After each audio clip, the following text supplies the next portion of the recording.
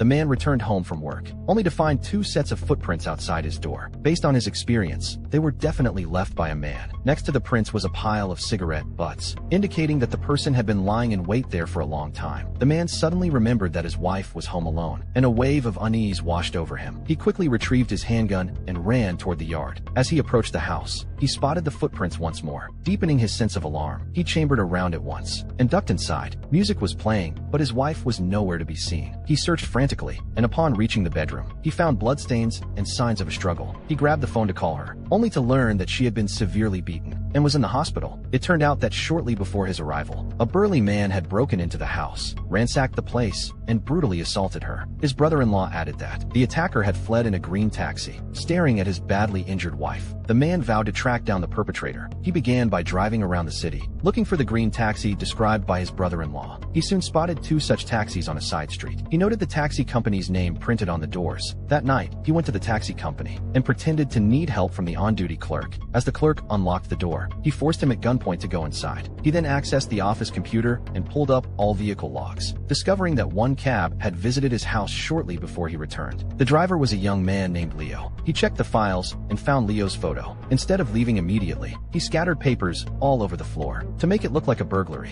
The next day, he waited outside the taxi company and followed Leo after he drove off. When Leo pulled over to wait for a fare, the man approached and pretended he needed a ride in a hurry. Once inside, he gave a random address, and shortly after they pulled away, he pulled out his gun and confronted Leo. Terrified at the sight of the weapon, Leo thought he was being robbed and offered up his wallet, but the man wasn't interested in money. He only wanted to know about the fare from 3 days earlier, the one to his house. Leo remembered the trip clearly. He told the man that a large man had gotten into his cab at the airport that day, given an address to a mansion, and told him to wait outside upon arrival. The man went in alone and returned about an hour later, then took the cab back to the airport. Leo begged for his life, offering to do anything, but the man still raised the gun to Leo's head and pulled the trigger, for the man was a killer, and to eliminate any risk of exposure, he never showed mercy to anyone. Due to the nature of his work, very few people knew his home address. As he wondered who could have betrayed him, a figure appeared in his mind: his boss.